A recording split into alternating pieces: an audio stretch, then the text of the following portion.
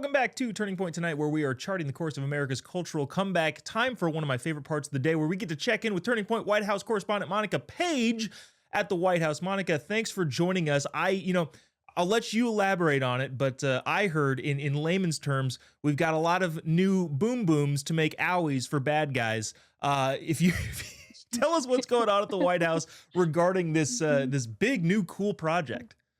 Yeah, to put it simply, you put it best, Jobob. I mean, this is a pretty big deal. I think it's a bigger deal than most people even realize. I mean, a brand new F-47, which comes right after the F-22 fighter jet, F-47, the sixth generation of fighter jet looking to control the skies, get more dominance in the skies, and really just kind of uh, to establish this more peace through strength approach that President Trump is so keen on. I mean, to kind of take down drones, to kind of scare off some of our adversaries, and just show that we're the dominant ones in all of this.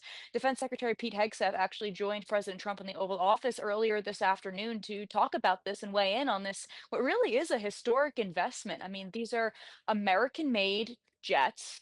This is going to be bolstering for the American industrial industry and the industrial base as a whole as well. We know that President Trump and Pete Hegseth are really looking to kind of bring back this warrior complex, this warrior ethos within the military that seems like has kind of gone away over the last 4 years. We, saw who was joining the military under the Biden administration. Now there's a new sheriff in town back here at the White House. So that also means the same for our American military. This is just another way to add more deterrence to our skies and really bolster our peace through strength movement that 77 million Americans voted for.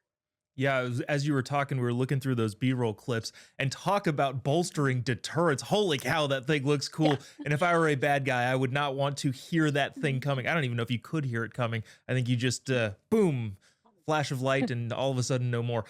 Speaking of kind of on the war footing, there was this really interesting, and by interesting I mean totally corrupt and terrible, piece from the New York Times that they thought that Elon Musk was going to be getting a briefing on the secret information of how we would defend or attack China if it ever came to it. The White House and the DoD immediately came out and said, "What are you talking about?" And yet, the New York Times still led with it in their headlines today, and a bunch of the big media outlets talked about it as, of course, this is happening. What can you say in regards to kind of just making stuff up about what's going on at the White House? It's wild, Joe Bob, because it almost seems as if these media outlets want Elon Musk to have our social security numbers, our credit card information, and all of our military secrets. It's almost as if they want this to happen just so they can report on it. So this should come to no surprise. The White House, some of these reporters here have really been spinning this narrative.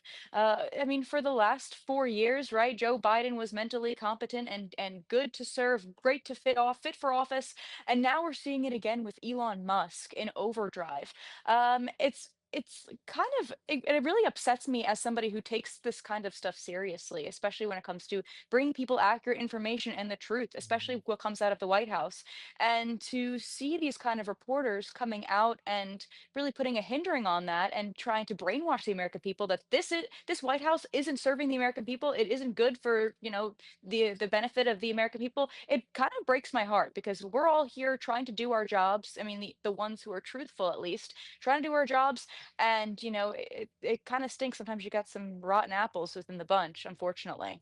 Yeah, it'll be really interesting to see what the New York Times comes out with next regarding Yeah. the rumors of various things that definitely aren't happening. Monica, have a great weekend. Thanks so much for coming on.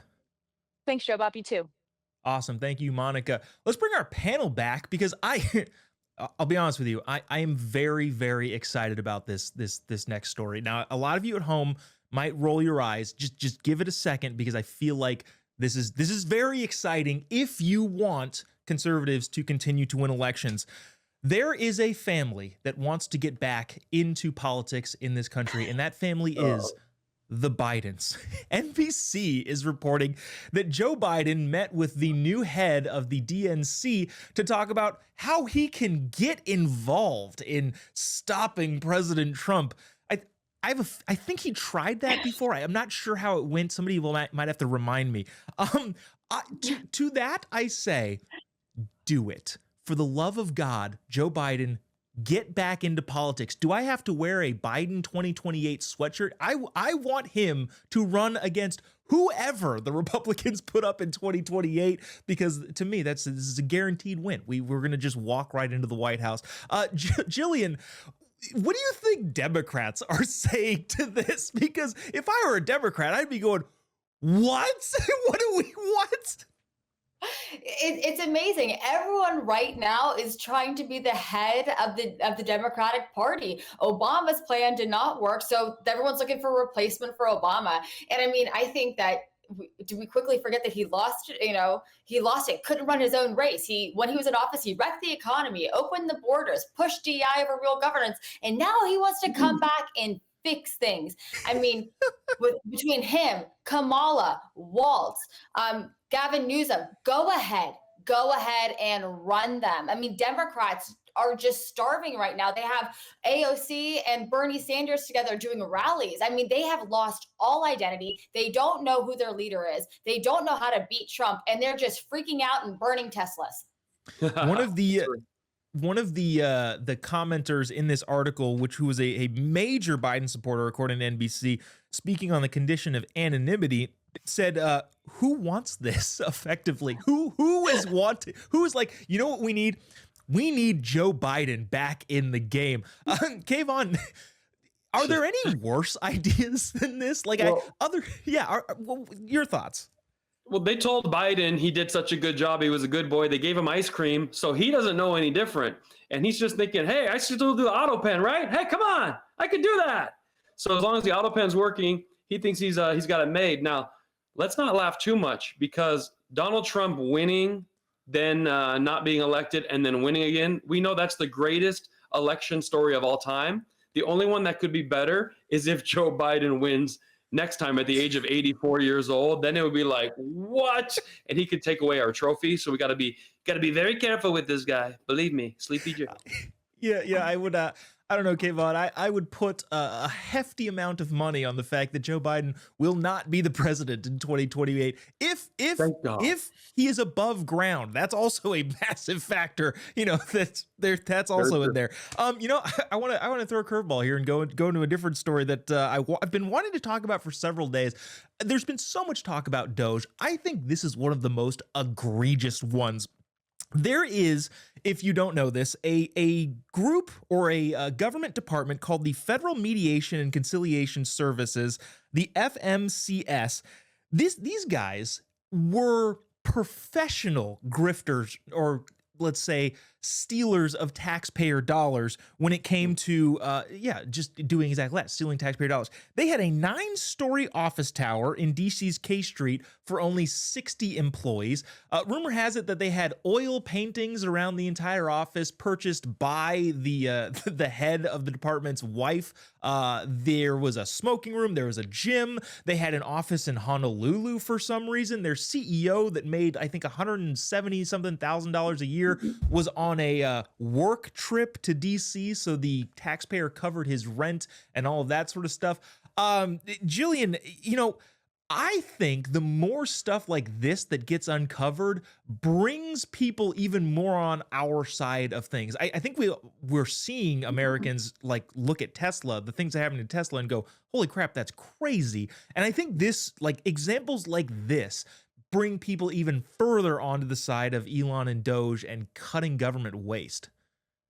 I mean, listen, we largely won the election because the economy was so bad. People for 4 years were struggling. We're struggling to buy groceries at the end of the day. And then to get out of it, to win the election, just to expose where all our taxpayer money spent, that's just like sticking in a knife and twisting it. And they're just like, wow, I was hurting, and that whole time this guy's flying to Honolulu and having a smoking room. I mean, first of all, how do I get hooked up like that? Second of all, it's incredibly insulting to every single American taxpayer who's been struggling for 4 years under Democrat leadership. This is also why Chuck Schumer, when he went on The View recently, and he said, these blue collar workers, they think they need to decide where their taxpayer money goes. He looked like an idiot. He had to postpone his book tour. They are so out of touch. They actually do not care about the working class people. Democrats, It has been a long time since they've represented hard workers.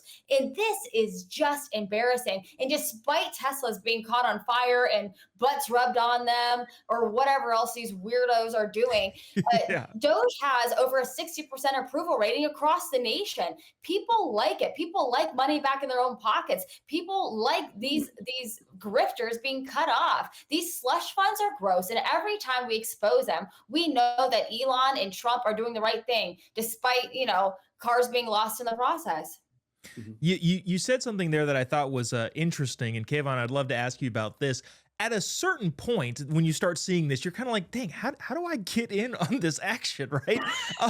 But the point, right? The point that President Trump is trying to make and Elon is trying to make is like, we don't want that at all to be even an option. Having said that, Kayvon, have you ever had any thoughts of when you see this sort of stuff come out, going like, dang it, why was I not a federal mediation and conciliation service employee? Yeah, the longer the title, the more fake it is. I just think that it's about time that the left goes on a diet, a financial diet, because I had to do that when the comedy shut down because they thought it was a great idea to lock down the country because they're scared of the flu. And I couldn't make money for 3 years. I had to fly Spirit Airlines. I've had to go to Food for Less instead of Whole Foods. It's a big difference. And so now they're going to lose their 9-story building. I'm so happy about it. There's not going to be 60 people in a 9-story building, and they're not going to have a smoking room next to the gym. If they want to have junk food and a gym side by side, they can go to Planet Fitness like the rest of us. All right. Pizza on Fridays. Don't forget. And as far as Doge is concerned, I'm glad people are cutting. It's making other companies look at their budgets. In fact, in Las Vegas, I was driving on the freeway, and there's a gentleman's club off the freeway, and it says, "Come see our beautiful women. Doge made us fire the 3 ugly ones." So I think it's happening all across every genre. It's great. Oh yeah, that's a while ago I would have said, "Oh my gosh, you had to fly Spirit Airlines. How I feel so bad for you." But at the same time, now I'm looking at that going, I'm glad it wasn't one of those DEI hires that was flying around. That's actually my bigger concern, airlines wise nowadays. Jillian, Kayvon, thank you guys so much for joining us. Really appreciate your insight and commentary. We'll have you back as soon as we can. Love it. Thank you. Have a great night. Thank you. Coming up next here on Turning Point tonight, we've got a great clip from Alex Clark's Culture Apothecary podcast. Don't go away. We will be right back after this.